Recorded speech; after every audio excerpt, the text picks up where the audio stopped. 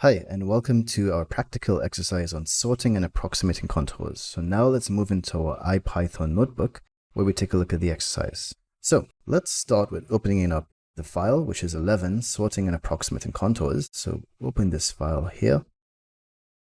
And here we go. So let's look at sorting contours. Now, before we actually sort contours, let's do a regular contour detection on the images I'm using for this exercise.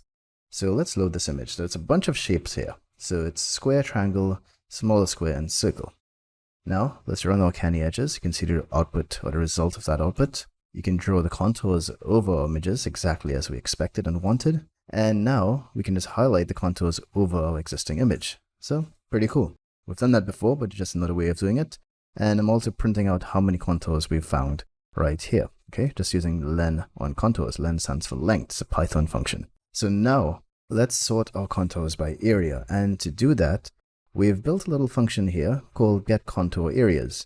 And what that does, it runs through all the contours here, takes the contours as an argument, creates an empty array. And what we do is for the contour in contours here, we basically just use the CV2 contour area function, and it gives us the area of that contour in pixels. Okay, so it's pixels squared. It's not an actual dimension, like a physical dimension like inches or centimeters, but it's a dimension we can use digitally to represent our contour areas.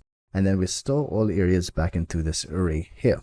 We're going to do a similar thing where we load our pre-processing pipeline. Actually, we don't. We just get the image and then we just get the contours here because we got it previously before. So we don't actually run our pre-processing line and our find contours here. We're just using the contours that the contour variable that we created up here. So just take a note of that in case you're wondering, where's our find contours functions, okay?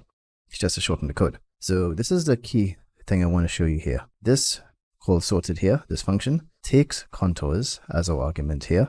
The key is our contour area function that it runs and sorts it in reverse order here. Now, this is actually what's sorting our contours here using contour area. This function here that gets the contour areas is just for illustrative purposes, so we can actually print the contour areas as we run through. And then we can actually iterate over these contours right here and draw them one by one, which is pretty cool and pretty nifty to see. So let's get started so you can better understand this code. So exactly as we wanted, we're drawing the contours one by one, and we're printing the contours here. The contour areas before sorting is in a random order, okay? So you can see it actually looks like it's smallest to biggest, coincidentally here. However, we want it sorted from largest to smallest. And that's actually what we're running through here. We're running through the contours here that are in largest to smallest order. So when I click enter or any key next on this image, it should highlight the circle here because the circle is its second biggest in area of the images. And that's exactly what it does. Now, visually, it looks like the triangle has a bigger area, but let's just double check to make sure. Yes, it does. Then it's a square. So you can see we've effectively sorted our contours on areas. And by doing that now, and by printing the areas here, if you wanted to say eliminate contours of a smaller dimension here, what you can do is basically run through all of the contour areas here and eliminate or delete the ones you don't want, the ones that are below a certain threshold. It's okay. So now let's sort the contours left to right. And to do that, what we're doing, we're using two functions here. One is gives us the x coordinate here because the x-axis determines the left to right placement of an object in the image. And we use, actually exactly as I said here, we're taking contours only of a large threshold here. Well, this isn't necessary for this test image here.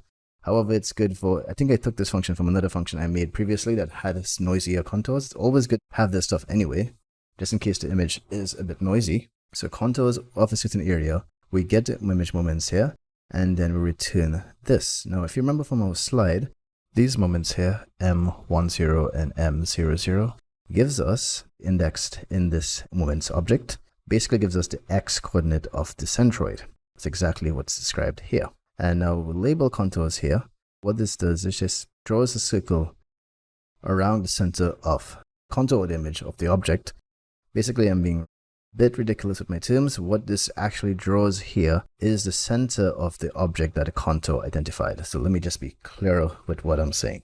And again, we just load our image here. We obtain the mass or the centroids of our contours here using this for loop and this function. Remember, this returns the drawings. Basically, this returns the circles it just runs through all the contours and draws circles over the center of each of them. And then what we do here, we just start sorting it left to right. So we hold this open here, and what we do, every time you click this now, basically runs through our sorted contours here and uses our Xcode function to sort in the reverse order here. So by reverse order, we're sorting left to right, I believe. I'll just double check that. Yes, it is left to right in my comments. All right, and now, just so you know, we leave this open here. This is just a click to show the image here, but we leave it open, this window, because we're using the same name here. And as we go through, as we step through, every time we step through, it means we're doing CV2 wait key. Every time we click, it runs this loop one more time, and it's going to draw highlight off the contour over the object in the image left to right. So I'm hoping I didn't confuse you there. These other things here, just putting the text over the image, so you'll see it shortly. Now, it's a bit cumbersome to describe all of this code by talking about it, so it's best we just run it now. So let's take a look. As expected, we have the centroids of the contours here, so it's pretty cool. Now let's sort it left to right. So now get the first contour, second contour, third, fourth. That's all we've done, all that little relatively complicated code, but it's kind of straightforward to understand. If you want to go through it on your own, gives us that. So now let's take a look at something maybe slightly easier to understand, which is the approximate poly DP algorithm. So I'm not going to explain all of this code again because it's a bit easy now. You guys should be familiar with this as well. Just so you know, we're iterating through each contour here. We find the contours again. We threshold and binarize the image because it helps the contours here. Instead of using canny edges, we can just do that. And it's a grayscale image as well. So, well, we're converting it to grayscale, I should say, then doing this. So let's run this through. So this is a crude house I've drawn. Now, what if you wanted to extract the house basically in a proper dimensional way, okay? So you don't have this jagged edge here and this slanted door here. Well, you may have a slanted door still. It's pretty badly drawn. But let's take a look. This is what the contour is extracted. This is exactly what you would expect, okay, from a good contour algorithm. However, by using approximate contour, we now get this triangular roof here being a straight line, the base of the house being a straight line here. And you can actually see, well, the door isn't that, it's straighter, but it's still angled, obviously. So that's basically use case of the approximate poly. Now, here's something else I didn't discuss previously, but it's the convex hull. Now, convex hull is similar to the approximate poly DP. And what it does, basically, it looks for curvature, convexity defects, and corrects it. So convex curves which are bulged out, or at least flat. And if it's a bulge on the inside, it deems it as a convexity defect, and it fixes it. So let's take a look at this image of a hand, and what we're doing here, we're going to run the convex hull across it. And instead of having the convex be inner defects here, like these inward curves, it actually straightens those lines. So you actually get full outward enclosure of the object at hand being a pun here.